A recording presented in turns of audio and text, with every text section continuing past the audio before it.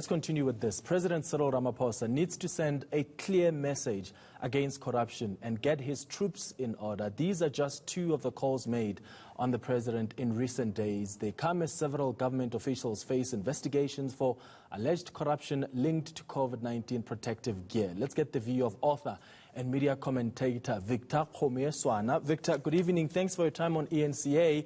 You say in your article the president needs to make an example of his own officials. You actually use the analogy of the army, that as a commander-in-chief, he must tend the gun on his own soldiers who are stealing ammunition and food to help him defeat the enemy. But the question is he bold enough to do that?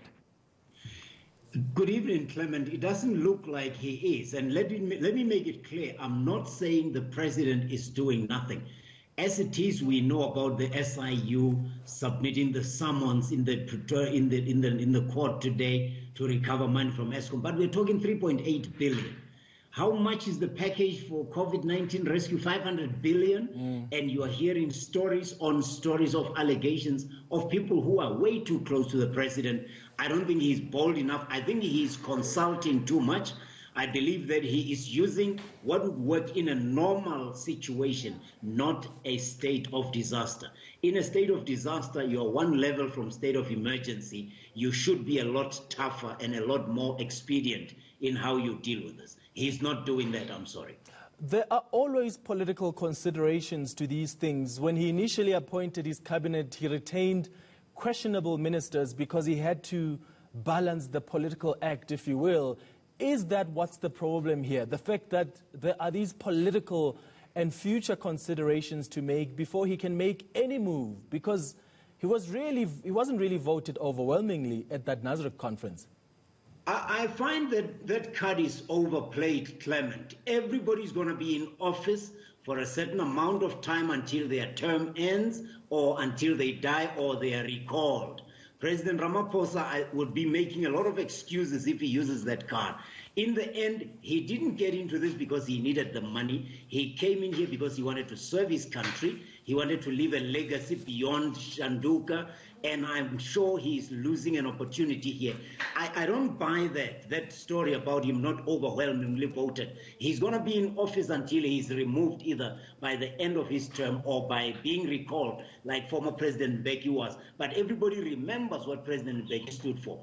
I'm not sure I'll remember what President Ramaphosa stands for right now, considering this was the biggest stage on which he was thrust to prove that he's a bold leader. Well, people thought he stands for anti-corruption. I mean, he spoke tough on corruption when he was campaigning for president. He campaigned heavily on that anti-corruption ticket. He still talks tough on corruption. He used his weekly letter today to do the same, describing those profiting from a pandemic, a pack of hyenas circling wounded prey, promising accountability. But talk is cheap when it's devoid of action and results.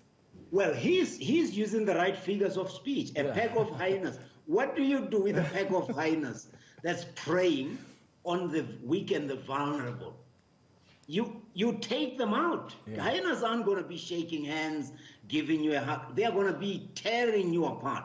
And if you are facing exactly that kind of viciousness, you should be responding with a commensurate level of toughness, and I'm not feeling it. You know, I hear, oh, I'll go on a leave of absence here. We will investigate. And I'm thinking, no, when you are on the battlefield and you find one of your colonels stealing the food that you meant to give to the weak and the vulnerable, you don't go and investigate. You take them out. Even if they are under investigation, there are way too many people who are compromised that are still being allowed to continue the rot.